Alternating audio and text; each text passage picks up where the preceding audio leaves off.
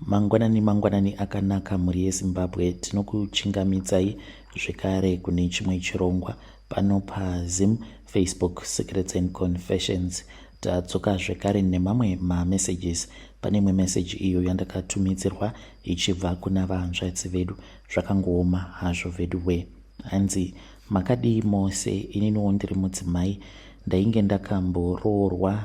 Murume uyo ainge akandiroora pekutanga ndakamuuraya. Hongu, ndoda kureurura kuti murume wangu ndakamuuraya nepoison pamberi paamai vake. Makore acho iwawo ndainge ndichidanana nemurume waMadam Boss vangu. Ndainge ndisati ndabata metsi dzacho dzekuti kana murume zviya achikupfimba anokwanisa kungokuudza iwewe zvaunenge uchida kunzwa kuti ange achikwanisa kuzongorara newe. Ndozvakaitika. Ndakatsvakirwa basa nemurume wangu ndikatanga kushandira Madam Boss vangu vainge vaine flea market mutauni muHarare umu. This was after murume wangu awana basa kumayadhi. Ndokubva kumusha akauya akatanga kushanda muHarare. Akazouya achinditora akati, mudzimai wangu, ndakuwanira basa. Pane vamwe amai vari kunzi vari kutsvaka musikana webasa uchange uchizoshanda kuflea market kwavo. Ndikatotanga kutoshanda paya mune zvakanaka. Saka murume wavo akazotanga kundipfimba achindiudza kuti ndainge ndakanaka chaizvo.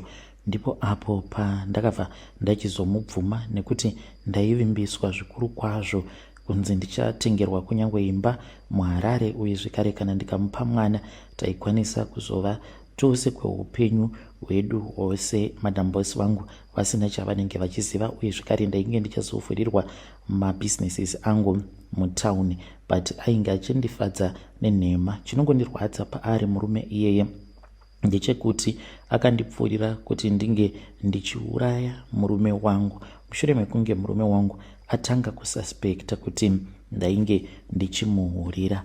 Ndinoziva kuti kune vachandituka ende vazhinji muchati ndakaipa, ndiri mhondi, asi chokwadi ndechekuti ndiri munhu ainge anyanyisa kutambudzika because murume wangu uyu ainge asinawo kuenda kuchikoro. Basa rake ainge achiita ndiroro rekushanda sagarden boy. Murume mukuru ainge asingagoni kana kutengera mudzimai wake mapedi chaiwo.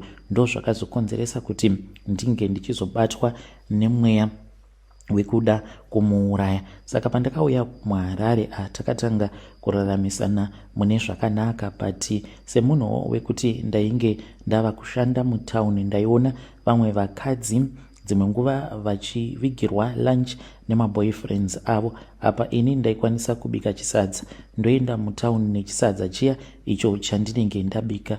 Zvinova zviri zvinhu zvekuti zvaindidzimba mwoyo, ndichitanga kufunga kuti kushanda ndiri kushanda, ndinoedza nepose pandinogona napo kuti ndinge ndichibatsirana nemurume wangu, but taitoita sekunge vanhu vasiri kutomboshanda. Dzimwe nguva tichitorara nenzara, zvinhu zvisingatombobalansi.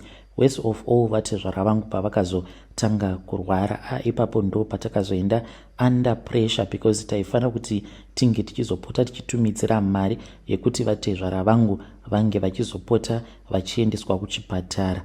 Ndakati ndakagara one day ndikabva ndati izvo hazvitomboshandi zvachose, vanguwo vabereki 1 ndiri kutadza kana kuvatumidzira mari. Ndo pandakatanga kusunga play, tikatanga kunetsana nemurume iye ainge ava kuita zvake, iniwo ndichipfurirwa nemurume waMadam Boss vangu ndainge ndava kuitawo zvangu.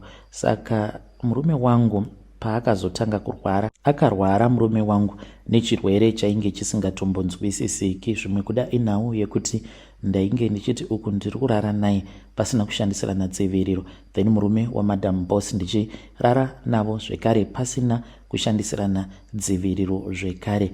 Akarwara murume wangu, vabereki vake vaitombopota vachiuya muHarare kuzotishanyira. Saka takazomboenda kumusha. Taenda kumusha, n'anga iyo yavainge vakatsvaka kuti inge ichizobatsira murume wangu yakatongondipfimba mukoma. Apa yainge iri n'anga yainge yakatotsvakwa ikabva kure.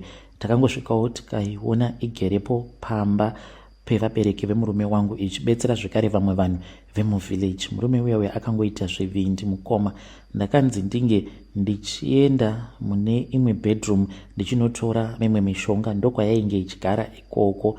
Akanditevera murume uya ndokubva angosvika akatanga kundikanyanga mazamu angu, ndokubva ndatongobvumirawo paya ndokutotanga kutodanana. Saka mukuzonorara tose ndakabva ndachizomuudza kuti murume wangu ndainge ndichida kuti ange achizofa. Akanditi painge pasitomborina kana dambudziko. Akazoenda musango akanochera mishonga iyo yaakati ipoison, akazanganisa zvekare nemushonga wemakonzo, but haana kuisa mushonga wemakonzo wakawanda. Akandipa akanditi ndaifanira kuti ndinge ndichizomubikira zvokudya. Ndikamubikira pamberi pevabereki vake, ndakamupa poison akatofa murume wangu. Ndichiita zvose izvi ndainge ndichizviudza kuti ndiri kutogona, because kana murume wamadam boss vaitondikurudzira vachitonditi iwe uraya imbwa iyo ukasike wadzoka kuno kuHarare, because ndikuda kuti ndinge ndichikuchengeta.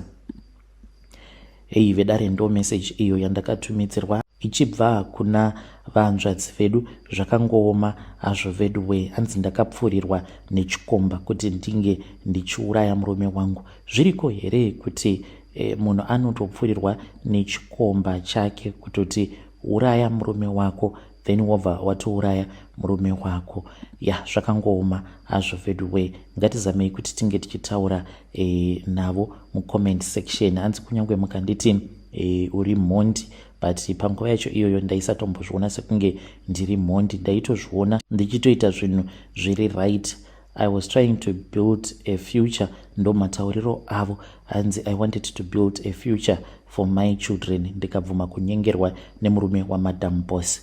Will you do such a thing? Tomboti maita boyfriend kudaro, then mova machizoudzwa neboyfriend yenyu kuti isirai murume wenyu poison. Will you do such a thing? Kokuzodanana neng'anga. Zvakangooma hazvo vedu we. Rekedzai tibva taenda panyedu inotevera. Nyedu inotevera yakamira sekudai so. Hanzi makadi zvenyu mukoma, ndinokumbirawo kuti munge muchindiposterawo nyaya yangu makaavika chitupa changu. Ininiwo ndiri mudzimai uye zvekare ndine mwoyo wakaipa, mwoyo unotondivhundutsawo kana neni ndega, because dai ndanga ndiri umwe munhu ndingadai ndichitokumbira Mwari ruregerero each and every day. Kunyange ndichitaura nemi, I don't even feel guilty kana kutombonyara nezvose izvo zvandakaita nemukuwasha wangu. Ende ndinotonzwa ndichitoda dzokororo ine simba, kunyange iye ava kuita achindinzvenga. Ipapapa ndiri kutoronga kuti dai ndakwanisa kuwana zvimari ndamboenda kuSouth Africa uko kugere mwana wangu nemurume wake. Ndakarara nemurume wemwana wangu nekuti ndainge ndichingonzwa kuda kurara naye, noti kuti ndakabatwa neruchiva, aiwa kungonzwa kuda kurara nemurume wemwana wangu. Ndo zvandakaita izvozvo. Pane rimwe gore iro pavakambouya kunoko, vainge vachangobva mukutenga motikari. Saka vakati vatenga motikari yavo kudaro vakati mama tauya kuzokuratidzai motikari. Saka ndakazombobuda nemukuwasha, ndakangoti ndakamutarisa ndikati mukuwasha anenge anogona bonde mani, dai ndambokwanisa kurara naye. Zvechokwadi ndakarara nemukuwasha wangu. Kana iye akatoti mama handizivi kuti chii chaitika panapa, because ndanga ndisina kana tarisiro yekuti tingasvika pakurara tose. Takangorarana mumotikari. Musi wekutanga pandakatanga kumubata akavhunduka, because ndakamubata sikarudzi yake apo paainge achidhiraivha. Ndakatonzwa kutoti zvainge zvaita. Then zuva renumber 2 ndo patakataura paWhatsApp, ndokubva tachizobuda. Takabuda it was somewhere kuma 7 tichita sekunge toenda kumashops. Then takazoti tiri munzira tichidzoka ndo patakabva tachizongotanga kuita hedu bonde redu tikatodzokera kumba. Kubva ipapo tainge tava kungogara tichingorara tose nguva dzose, zvekuti akazotonyepera mudzimai wake mwana wangu kuti ainge achida kumboenda kunoona vabereki vake. Mwana wangu akasara, but hakuna kana kure kwaakamboenda. Aitogara pane chimwe chiguest house ende ndini ndainge ndava kutopota ndichimushanyira pachiguest house paya. Akagarapo 1 week, dzimwe nguva ndotombomunyepera ndomuudza mwana wangu kuti ndiri kuenda kuchechi, ndotoenda kunorara kuguest house nemukuwasha wangu. Ndichiita zvose izvi handina chikonzero as handina kana kumbogara ndakanetsana nemwana wangu zvekuti ndainge ndichida kumukaurisa, asi ndakangonzwa zvichingonditi dai wamborara nemukuwasha wako. Ende chinondivhiringidza mupfungwa ndechekuti I am not even sorry nekuda kwezvinhu zvose izvo zvandakaita. Ndinotoona sekunge zvose zvandakaita zvitori normal. Kana mukaposta nyaya yangu ndiziviseiwo, ndichange ndichizotevererawo ndiri mucomment section. Vedarai ndo message iyo yandakatumidzirwa ichibva kuna vanzvadzi vedu. Anzi handitokwanise kuti ndinge ndichingopfugama ndichikumbirawo Mwari wangu ruregerero pane zvose izvo zvandakaita ndichitadzira mwana wangu. Zvakangooma hazvo veduwe, vakarara zvavo nemukuwasha wavo. Apa hanzi mwoyo wangu wandiinawo unotondivhundutsa kana nene, because handina nguva yekuti ndinokwanisa kungopfugama ndichikumbira ruregerero kuna Mwari. Ndiri kutonzwa kutoti dai tambopamhana zvekare nemukuwasha, kunyange ava kundiavoida, but ndikuda kutoita wekutotevera kujoni kwaari ikoko nemudzimai wake. Zvakangooma hazvo veduwe, ngatitaurei navo mama ava mucomment section. Regedzai tibva taenda panyedu inotevera. Nyedu inotevera yakamira sekudai so. Hanzi makadi zvenyu mukoma, ndinokumbirawo kuti munge muchindiposterawo nyaya yangu makavika chitupa changu. Ininiwo nerimwe gore mukoma pavainge vava kutanga kusimukira ndo pandakabva ndachizovakwenyera mapurisa. Mushure mekunge ndavakwenyera mapurisa, ndakabva ndachizotora maemeralds awo andainge ndichiziva kuti ainge ari mubhuti remotikari yavo, ndikabva ndachizomatengesa. Ndo andakashandisa kutenga Toyota Wish yangu yekutanga. Mushure mekunge ndatenga Toyota Wish iyoyo, ndaizvidhiraivhira ndega motikari yangu, ndokubva ndachizotenga zvekare imwe motikari, kwava kuzotenga kombi. Kusvika pari nhasi ndine marori angu 2, ndokubudirirawo ikoko kwandakaita. Kana ivo mukoma havatozvizivi kuti ndini ndakavakwenyera mapurisa. Vaita izvozvo zvekutenga vana goridhe, madiamonds nemaemeralds aya aibva kuna nachiyadzwa, vachizomatengesera manigerian nevarungu. Saka ivo vanofungidzira kuti vakazotengeswa neumwe mukadzi aigara panext door, ainge akaroorwa nemunigerian. Saka mukadzi iyeye ndiye aipota achivasupply nemabuyers manigerian. Saka vakatongosungwa vakafungidzira kuti mukadzi iyeye ndiye ainge akavatengesa. Izvo ndini zvangu ndakavatengesa mukoma vangu.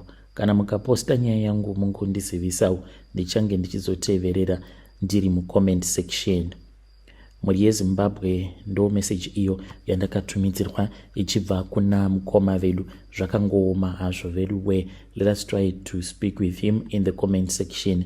Hanzi ndakaita mari mushure mekunge ndasungisa mukoma vangu. Zvakangooma hazvo vedu. Regedzai tibva taenda panyedu inotevera.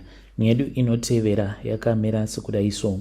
Hanzi makadi zvenyu mukoma, ndinokumbirawo kuti munge muchindiposterawo nyaya yangu makavika chitupa changu. Ndinoda kureururawo kuti ndakapa mudzimai wangu sleeping pills for 3 years. This was an idea iyo yandainge ndakapiwa negirlfriend uyo wandainge ndichidanana naye. Ainge atori mukadzi wemunhu, saka murume wacho ainge achishanda samahobho, tichigara pasame yard patainge tichiroja. Saka ndiye akandipa idea because aitya, akati kuti ndinge ndichirara newe ngatitange tambotsvaka nzira dzekuti tinozorara tose mukadzi wako iye asingazozvibati kuti tinenge takarara tose, because taingowana mukana wekuti tinge tichizorara tose mausiku. Murume wacho aigara angori tek naye mukadzi uyu kana ari masikati. Saka ndopa akazoti iwe ndafunga plan. Akanditi plani yake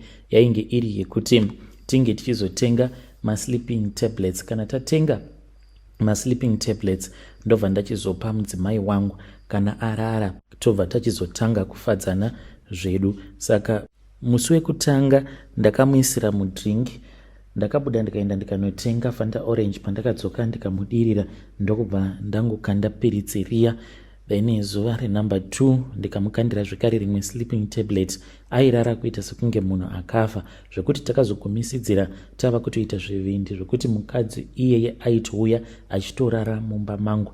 Taiwaridza pafloor, mudzimai wangu akarara pamubhedha, tobva tatosika hedu bonde redu. Ende akatombobatira pamuviri, I think it was 4 times, achingobvisa. Ainge achiti ainge asingakwanisi kuchengeta nhumbu yacho because ainge asiri sure kuti nhumbu yacho ndeyangu here kana kuti yainge iri yaainge akapiwa nemurume wake. Takadanana kwemakore avo anokwana kuita 3, uye ndaitoti kunyange tikakwidzirwa rent, mudzimai wangu kana akati tadii hedu tabva pano, but zvainge zvisingaitika kuti ndinge ndichibvapo ipapo sezvo mukadzi uyu iyewo ainge achigara ipapo. Saka takazoona kuti zvaikwanisa kuzoti netsei, takapanana chisungo chekuti tainge tichazongoramba tichingogarapo pamba ipapo, even though landlord dzimwe nguva aimbopota achinetsa. Ndozvandakaita izvi mukomana achibati mudzimai wangu akazogumisidzira atova neaddiction yemapiritsi iwawo. Aiti kana akasamanwa mapiritsi acho aisakwanisa kubatwa nehope, ndokubva ndachizotanga kumupa mapills. Ndaingoita sekunge ndinenge ndamatenga. Izvo anenge ari mapiritsi anenge agara ari mumumba nechekare. Ndaisatozviziva kuti mapiritsi iwawo aikwanisa kutokonzeresa zvakaita sana heart attack. Musi uyo waakashayika akaswera muswero wese wezuva achingochema-chema achiti ainge achinzwa musoro wake uchitema. So takatorara mukoma, ndainge ndakatodhiniwawo zvangu because ndakamboda kurara naye akati musoro wangu uri kutema. Ndopandakabva ndachizonyengerera mukadzi uya wemunext door apa murume wacho ainge aripo. Saka akangobuda achiita sekunge ainge achienda kutoilet, ndikamutevera kutoilet ikoko. Ndo zvinonyanyisa kundirwadza izvozvo kuti mudzimai wangu akafa, inini ndiri busy ndirere neumwe munhukadzi mutoilet. Ndakazoti paya tapedza ndichizodzokawo mumba, iye achiendawo mumba make, ndo pandakaona kuti mudzimai wangu ainge atoshayika.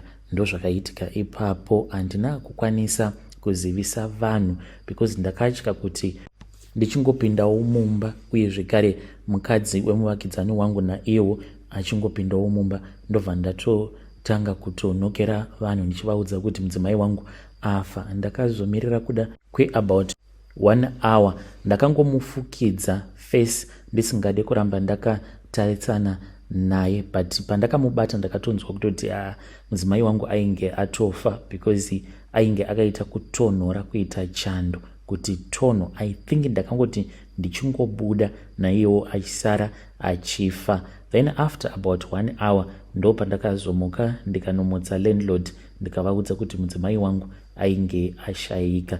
Zvekare ndikazotanga kumutsawo vamwe vavakidzani. Vanhu vakauya vakatoona kuti zvechokwadi mudzimai wangu ainge ashayika.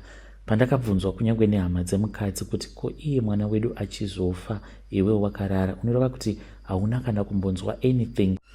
Ndakashaya kuziva kuti ndopindura ndichiti kudii, asi ndo zvakaitika izvi mukoma. Kana mukapostawo nyaya yangu mundizivisawo, ndichange ndichizotevererawo ndiri mucomment section. Vedare ndo message iyo yandakatumidzirwa ichibva kuna mukoma vedu. Zvakangooma hazvo vedu we. Hei, pakaipa vanhu vane zvivindi mushure mekunge vaona kuti mudzimai wavo ainge ashayika kwokuzotoita zvivindi zvekuvhara chitunha chemudzimai wavo neblanket. Hanzi kuti ndisaramba ndakangotarisana naye, kutomirira 1 hour wakangogara chete apa mudzimai wako ashayika. Pakaipa. Ngatizamei kuti tinge tichitaura navo mucomment section. Regedzai tibva taenda panyedu inotevera. Nyedu inotevera yakamira sekudai so. Hanzi makadi zvenyu mukoma, ndinokumbirawo kuti munge muchindipostera nyaya yangu. Ndanga ndichitoshayawo kuti ndingasheya nani confession yangu, because murume wangu iye anoita zvechiprofita tigere kunoku kuSouth Africa, but mukomanashi ari kushandisa mweya wamukoma wake uyo waakauraya. Saka vainge vachiita zvechikorokoza, but banguru ava mafiro acho avakazoita ari very suspicious, but murume wangu akazondibudira ake pachena akati ndiri kushandisa mweya wavo. Ane imwe tsvimbo iyo yaakaenda akanotenga kuMozambique. Tsvimbo iyoyo inonzi ndo yakagadzikwa mhepo yabanguru, ndo yaanoshandisa. Saka ndoda kungopawo vamwe vanhu warning kuti paya pamunenge muchiti muri kufamba muchitsvaka maprofita anokwanisa kuzokubatsirai, you just need to know kuti dzimwe nguva unokwanisa kuzotobetserwa nemunhu anenge achitoshandisa kana zvipoko chaizvo, zvikazotokunetsa futi mune ramangwana. Baba vekwangu mari chaiyo vanobata, because kutoshanda havatoshandi, pamba panongogara pakazara vanhu vanenge vachiti tiri kubatsirwa nemunhu waMwari. Izvo murume wangu akatorombawo, ane tsvimbo yake iyo yaakarombera pairi. Kana mukaposta ndiziviseiwo, ndichange ndichizotevererawo ndiri mucomment section. Vedare ndo message iyo yandakatumidzirwa ichibva kuna vanzvadzi vedu. Ngatizamei kuti tinge tichitaura navo vanzvadzi vedu ava mucomment section. Hanzi ndanga ndichishayawo wekusheya naye nyaya yangu. Zvakangooma hazvo vedu we. Hanzi chinongondirwadza ndechekuti vanhu vanotouya pamba vachiti vari kubatsirwa nemuprofita, but vanenge vasingatozvizivi kuti munhu ari kuvabatsira iye anotoshandisawo mhepo yemufi. Zvakangooma hazvo vedu we.